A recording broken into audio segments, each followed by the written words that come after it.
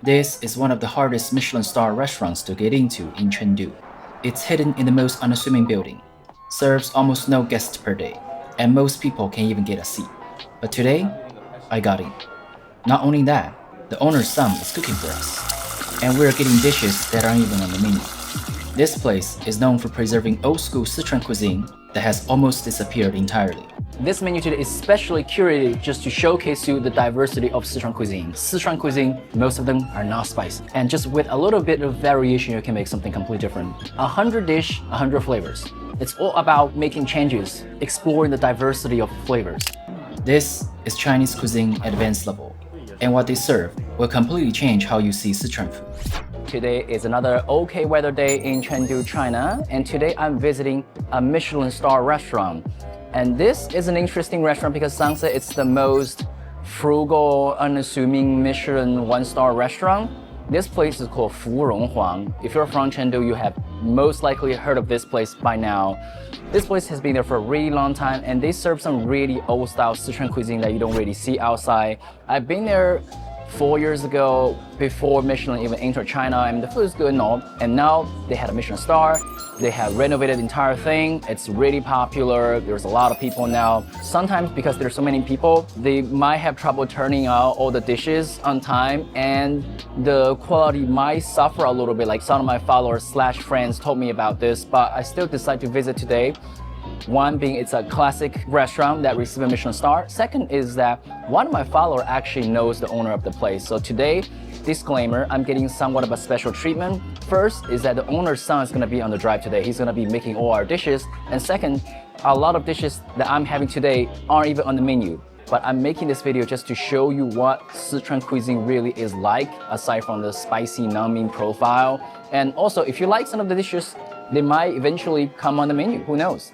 So with all that being said, let's begin.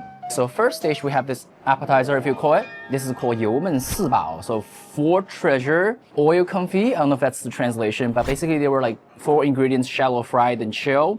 We have just mushroom. This is called 鸡纵菌. There is an English version for that. Like there's a Latin taxonomy name. I'm gonna put it up there, but it's basically one of those delicacies. So there's a concept in Chinese cuisine, in Sichuanese cuisine called shanzhen, which is like delicacy from the mountain. So in Europe, or whatchamacallit, in the Western world, you have truffle, caviar, foie gras, iberico jamon. These are like the delicacy, and they are, but like in China, they have the different version of it. So like they have the delicacy from the sea and the delicacy from the mountain, and because Sichuan is a province that's like nowhere near the ocean, right? So like what we have is delicacy from the mountain, and that's like one of the big thing there. And also Yunnan province is more famous for that, but we have that too. And we have shrimps, we have that mushroom and garlic. Really umami. They're like meaty and a little crunchy. Next up, also a classic dish. This is jiao ma, also a flavor profile. Green chili with Sichuan peppercorn and a little bit of vegetable at the bottom. And this is goose gizzard. I mean, usually I have chicken gizzard, sometimes duck gizzard, but today I have goose gizzard. A little bit of a spice, and the numbing sensation is pretty nice.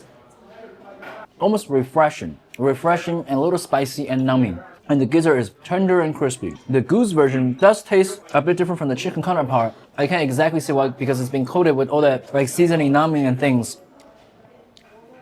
Maybe the texture is smoother, not as crisp. I don't know if that's because of the cut or because of the animal, but there are some differences.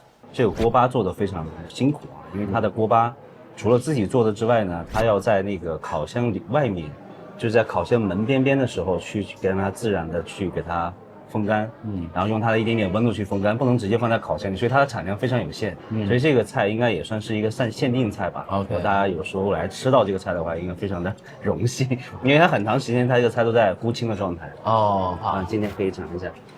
First, so this is the guoba here. Soaked cracker. Soaked with the sauce. So this flavor we call it like lychee, so it's like a little sweet. This is not spicy at all.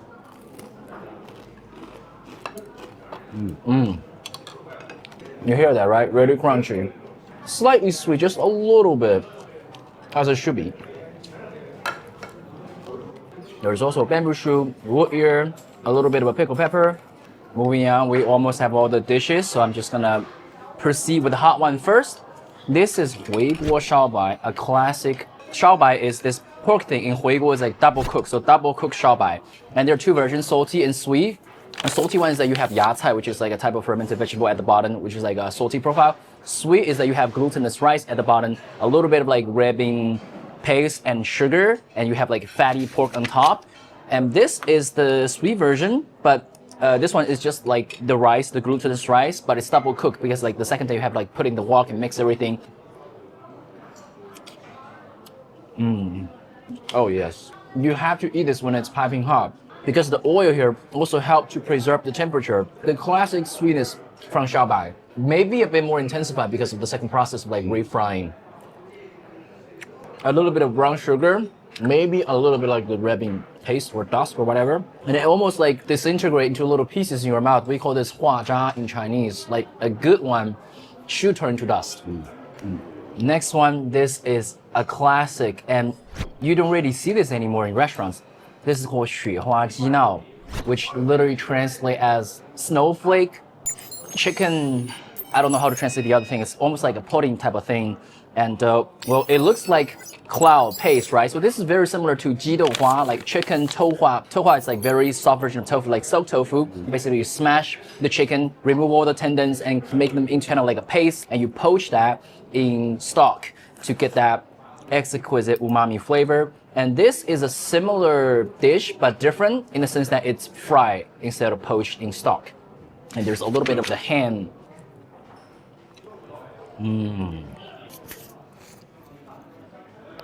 It's so soft and creamy. It's almost like eating cloud. It dissipates in your mouth. But this one still has a slightly different texture from that of chicken tofu. It's more like many little small bits that further disintegrates and dissipate in your mouth, melting soft. But as you can see, like it has all these smallish bubble-like shape that kind of like clump together. This is the type of dish that's like really consuming to make. And usually they don't sell it for too expensive because it's like, it's just chicken, right? Like how can you sell it for expensive price? I mean, that's the mindset for a lot of people. So that's why a lot of restaurants stop making dishes like this because it's just like, you're spending so much time and people don't understand. But these are the dishes that should be preserved.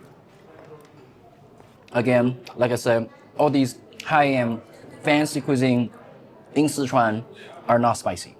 Next one, we have this 海味面, ocean flavored noodle. So basically before the time of refrigeration, Sichuan is nowhere near the ocean. If they still want to get a taste of the sea, they will use dry goods like dry squid, dry abalone, dry scallop, all these good stuff. And they rehydrate it and that makes it super umami, and the stock is made with chicken and pork bone, boiled under high heat to make it creamy white. This one looks more like a yellowish color. Maybe there's like more chicken in it. Oh, that is so umami. And also notice that the noodle they use for ocean flavored noodle is this flatter varieties compared to like the cylindrical ones. There's mushroom, sometimes there's like fried.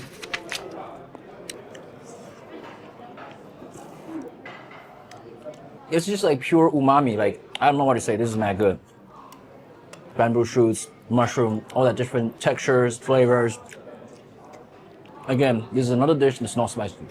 This is dan dan mian, a classic Chinese, Sichuanese Chengdu snack. I have eaten this many times, but I never really find a good one. At least I'll say that. I never had a good one in the US. And this one looks pretty good. We have all these like, this thing on the top is called like cui shao, crispy pork minces, and you have a little bit like chili oil, sesame seeds. Oh yeah, that fragrance. A little bit scallion, all that good stuff. A little bit, I can smell like maybe tahini. Not like tahini, I mean like sesame paste. Just look at that red oil and all that. 怎么样？这好. That aroma, that fragrance is like really spot on. A little bit crispy pork mince, just a little bit textural contrast. And there's probably pork fat in it, just to give it that rich flavor. Chili oil, this is not really spicy. This is what we call 红油, which is literally red oil, which is also a flavor profile that's different from spicy and numbing. This one, you just have a small heat, but it's really more about the aromatic.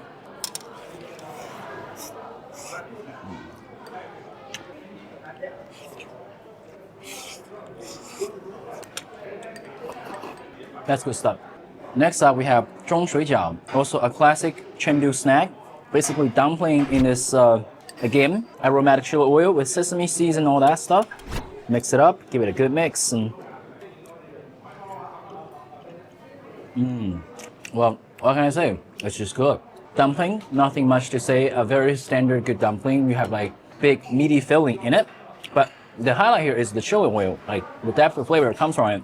Each restaurant, each family even have their own recipe of making chili oil. Many spices are involved. The chili oil is a little similar to the dandan mian we have, but with different additions. So for example, dandan mian has the addition of sesame paste. This one doesn't. This one has like more sugar, soy sauce, a bit sweet, a bit spicy, a bit umami type of flavor.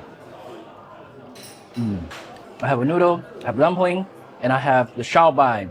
Actually, I also have the ocean flavor noodle. That's not triple carb, that's quadruple carb. Moving on, this is another big dish, basically like eel, but it's not the same eel as the Japanese eel that's from the ocean. This one, it's either called, like in English, it's either called finless eel or rice paddy eel. Well, so we have that in this, like, this is like the classic shui zhu, like water boil type of technique, not just like water boiling, right? You have this soup stock type of thing that's made with sauteing all the chilies, doubanjiang as well with different spices. It's like a spicy version. Then you add stock or water and you poach whatever ingredient that's in there, and usually at the end there will be a shower of oil to kind of like stimulate the aroma. So this is like that kind of flavor profile, and this is the only spicy dish today. This is piece of the eel. Tender and crispy and meaty. Oh, that is really good. And you have like the fragrance, you have the aroma from the chili oil. I believe there are more than one type of chilies. It is spicy, right? But it's not like super spicy. I guess it's considered spicy for some people who don't eat spicy food, but by Sichuan standard, this is not that spicy. But it's moderately spicy, some heat, but the chili here is really mostly for the aroma. A little bit garlic, further depth of flavor. Moving on, this one is liangfen, another classic Sichuan snack. This is basically like a numbing jelly. Fen means literally powder, because all of these things has to be ground into powder first, then made into different dishes. So we have numbing jelly noodle with aromatic chili oil again, a lot of sesame seeds, some scallion and some garlic. I don't know if there's some peanuts in there, but just look at the texture of it. Oh, by the way, liang is chill, so like this is chilled fen, right? Like the powder, whatever product. Oh, the soul here is a little bit of vinegar. So you see, like they're all red chili oil based, but just with a little different addition or subtraction of certain ingredients, the flavor profile can be different. Very tender and slippery and refreshing. Also aromatic. It is chilled, it is a bit acidic, a bit vinegary, almost like slippery, crisp texture. That's a perfect combination. So this and the dandan noodle and the dumpling, they're all chili oil based, but just with different addition, you can make something that's different. Right, with dandan noodle, you have a little bit of a sesame paste, then that's like more of a creamy version, the aromatic chili and crispy pork, and the dumpling is without sesame paste, but you have a bit more sugar, a bit more soy sauce, that's a different flavor profile, and this one without those, but with the addition of vinegar. That makes it like different. Oh, that is interesting. I mean, that's one thing I like Sichuan cuisine.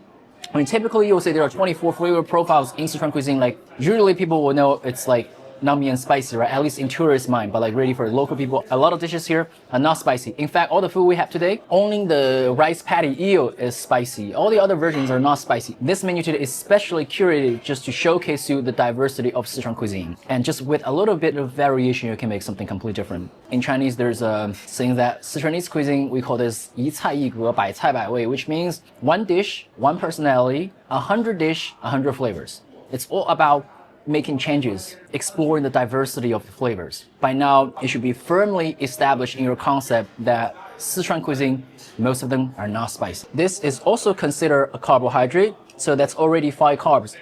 Quintuple carb. For the eel, you have to eat it with rice because it's just like so fragrant, so oily even.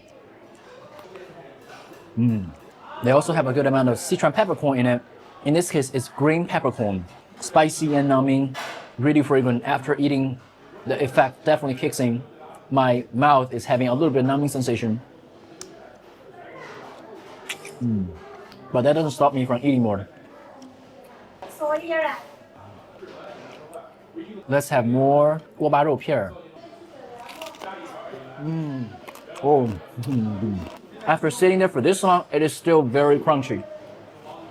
And of course, guoba is also carb, the 7th carb of this meal, septuple carb. Jesus, I think I have never used this word. Like, this is the first time I use this word in my life. You usually talk about, I don't know, double, triple, quadruple, right? You rarely go about that, like quintuple, but we go to septuple today. Of course, we can't miss pao tai, pickled vegetables. Sichuan is one of the master provinces for making pickled vegetables of all kind. This is called cai. Really crunchy. Just a tiny hint of bitter flavor at the end, but that's just like the property of this. A little bit chili oil, just a staple, you know, as a condiment. In all the restaurants in Sichuan, all these pao tai condiments, they're free. But in the US, like these things that they will charge you money. I don't know why. You should make them free. I just finished my meal. I am so full and the food is so good, and it's really a good showcase of different flavor profiles, all the varieties in Sichuan cuisine. I'm happy today. And this restaurant, it is a Michelin 1-star. Some people says this or that. For me, I don't know about like a Michelin star, because most of the Michelin star restaurant like I went to, they're like more like refined, like fine dining, elevated, whatever version. This is not that, right? This is just really like, yes, they have renovated, but like the essence is still pretty much the same as what you had before, which is alcohol accessible. I would say this one definitely has its place in the Michelin guide, like recommendation, Bib Gourmet or whatever.